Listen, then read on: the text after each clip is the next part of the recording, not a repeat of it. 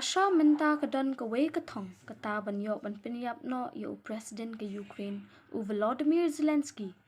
Kenang banyok kulun sindon ya kabor senshar ongkit telong kubor na kitnat sentian.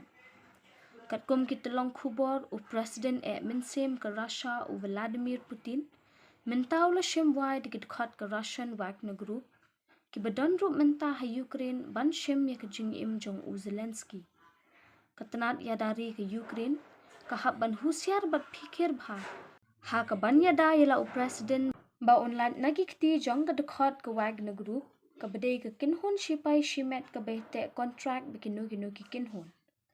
Ketenat sentiat ke Ukraine kila kamru ba ke jing temu penyap kita kit khot ke Wagner ya u Zelensky.